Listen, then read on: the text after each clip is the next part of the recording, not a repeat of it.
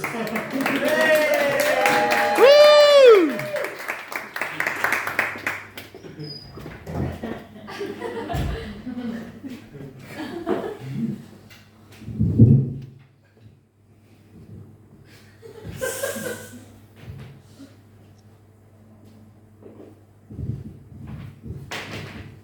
Hey! Hi everyone, I'm Joe Brooks, and basically, fish. You know fish, they're really... Okay, right, fine. I don't know where this has come from. I don't know who's been spreading this. Maybe these guys around here saying nasty things.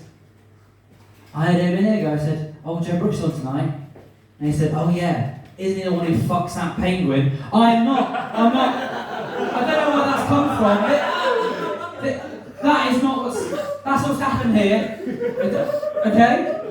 So can we just forget that? Let's draw a line under it, okay? I'm not gonna, we're just friends, if anything. So can we let's swipe that there. We're here for some fun, for some comedy, and comedy is not me fucking that penguin. It's not what you're laughing at there is the idea of me fucking the penguin. Okay? So that's not a funny idea. Me doing that with a penguin there, that's not entertainment. Not walking past there. That's disgusting. What's funny about that?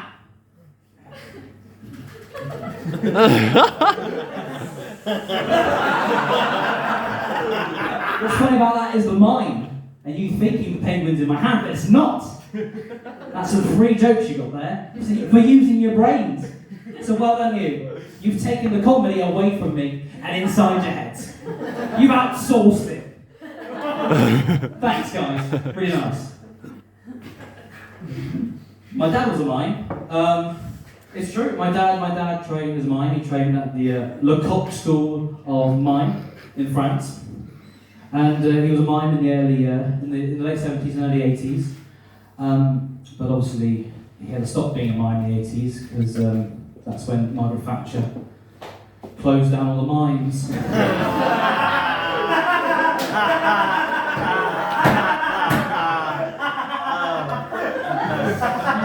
Let's go with it.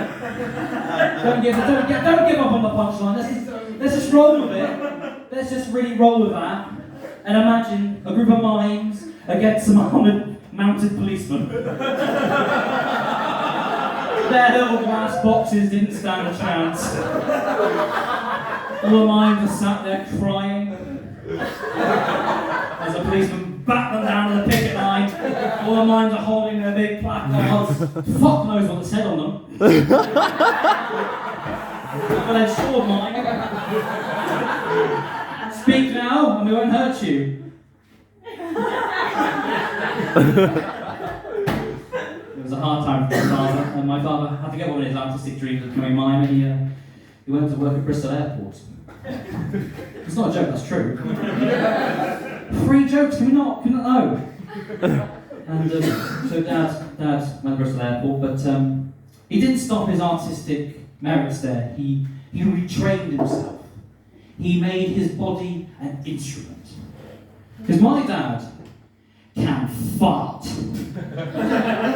Oh boy, can he fart. It's something he's been training for many years now. We were sat watching something on the sofa, and what I thought was a prolonged fart from my father soon turned into the opening notes of Coronation Street. Coronation Street.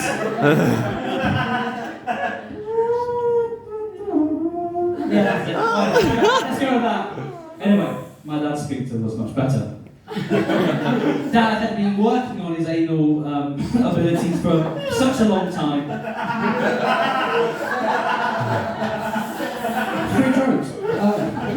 He could control his arse to make some of the most beautiful music known to man. In my time, Dad's played Mozart, Beethoven, Holst. Once we were in the pub and I went outside for a cigarette. I don't smoke. I made that up because that's how the street works. So that was just made up, so just go with it. I was outside having a smoke. I wasn't. Anyway, back in, pub was empty. They're all on the loose. Watching my dad play the opening bars to Mars by Holds the Planet.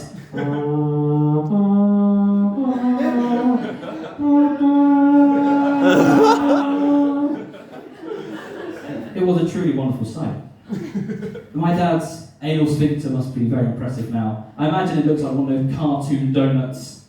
So a ring of pink muscle. No sprinkles though. Which again I think goes to prove his heterosexuality. Nothing's been up there to disturb that. Unlike me when I fart, I sound like a bald horse. Now,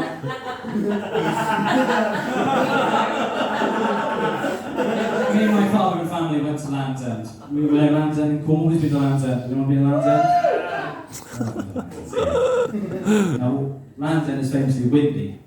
And me and my dad were walking along at Land's End. And he gave me that look of, oh, something's brewing. And I thought, what marvellous tune is he going to play for me today?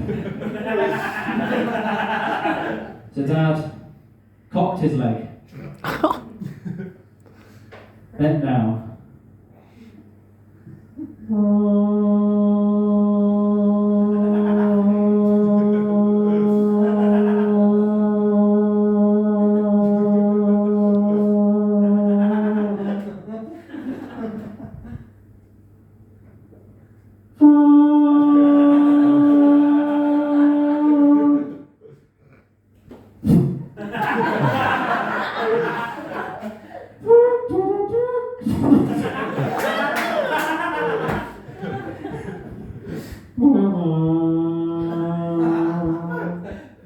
It was a moving tribute to the forgotten soldier. And it was music to my ears, but it was deaf to noses. For we were standing upwind from a school bus of children from Churo College. There they are, these little whippersnappers, all 16-year-olds, all full of hope. And they looked across and they were like, where's this gorgeous tribute to the fallen soldiers of World War I and II come from? And I saw it was my dad cocking his leg, coming from his arse. And they cheered, they went, yes! Yes! That's culture, that's what we want!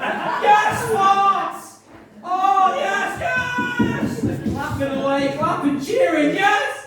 Beautiful, finally music that speaks to our generation! But the smell wafted downwind and caught the nostril of one young boy. He took a lungful. And as he gulped for air, he went, yeah! He started vomiting. And then that made the person next to him vomit. And then the next person to him, the teacher started, whole school bus vomiting. And then all the teachers and all the tourists turned around and looked at all these kids vomiting. They went, that's funny. And they all started vomiting. And I started laughing and vomiting. That was me. And the seagull started coming down, pecking at the lights, pecking out, and I went,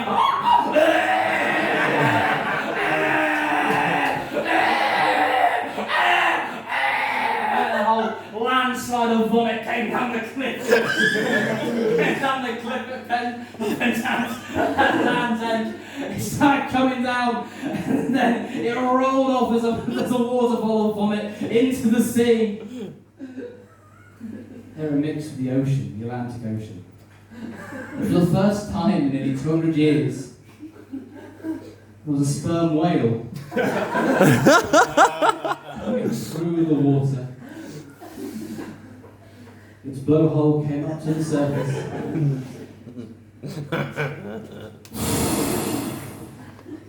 Little water spout.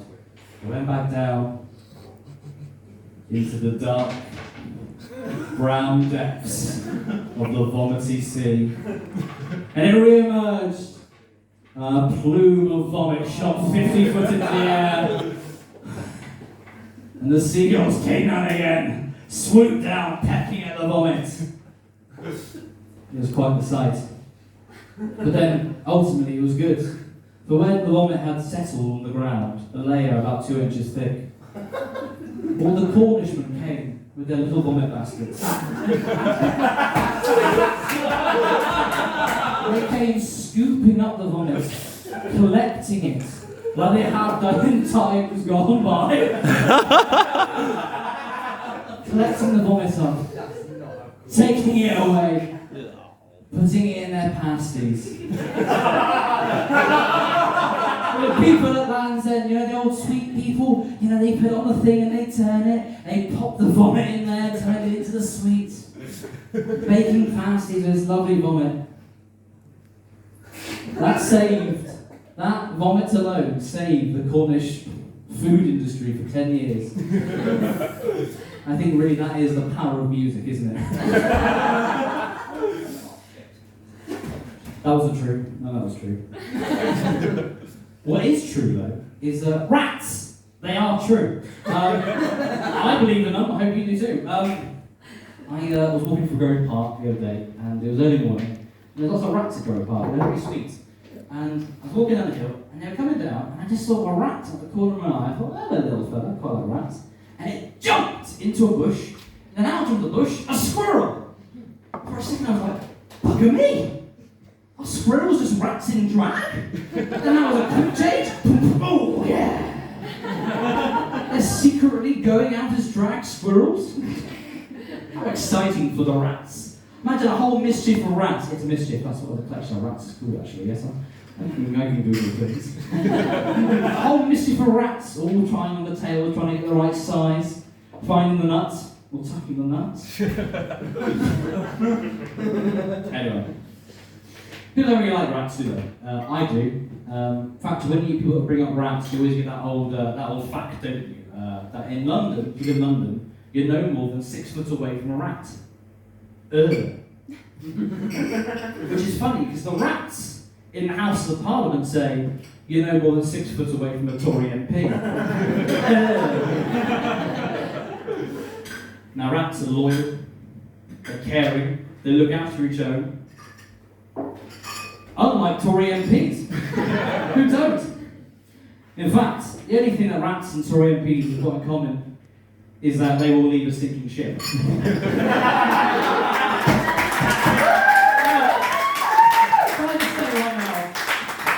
I wrote that joke a month ago.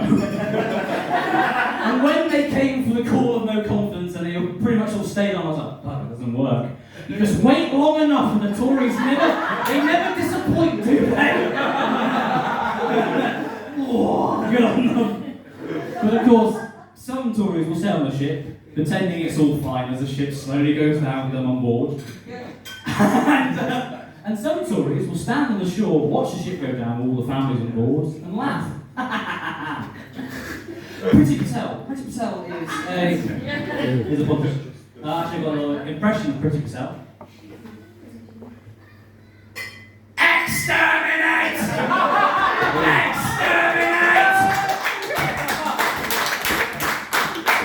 Now, the Daleks,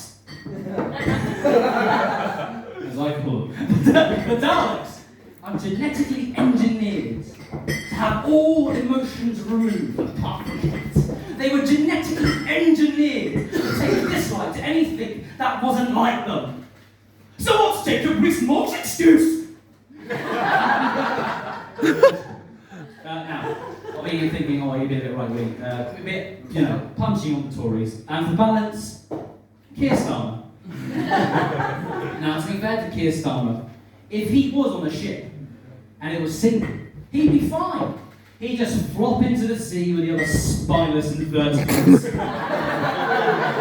probably join a whole smack of jellyfish. It's a smack, that is what you call it. I can't do all things. But even in the end, the jellyfish will leave him because they know he hasn't got any sting and he can't defend himself.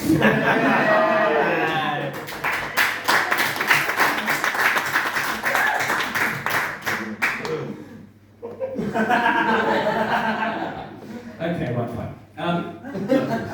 So, my nan, Mavis Gloria Brooks, passed away in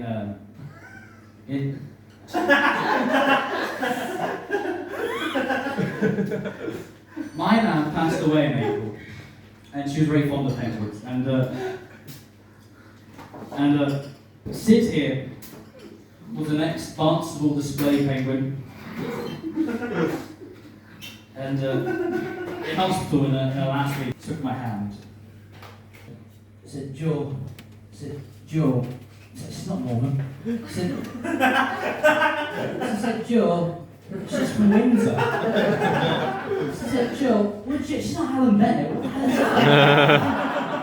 Joe, you're writing the book. No, Joe, when I'm gone, would you look after Sid?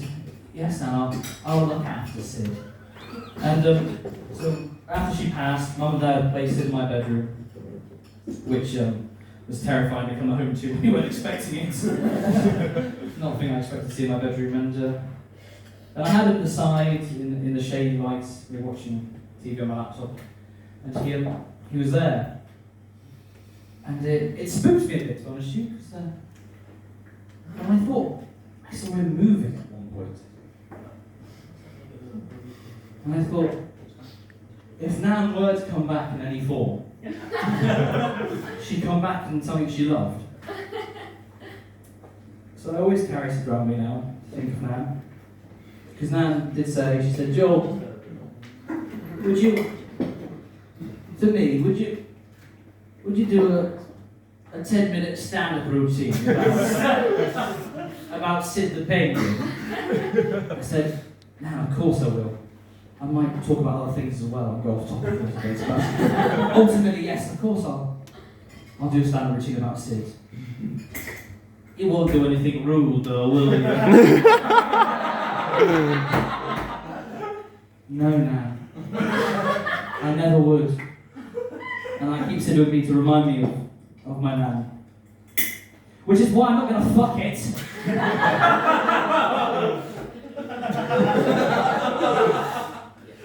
I'm Joe, thank you very much.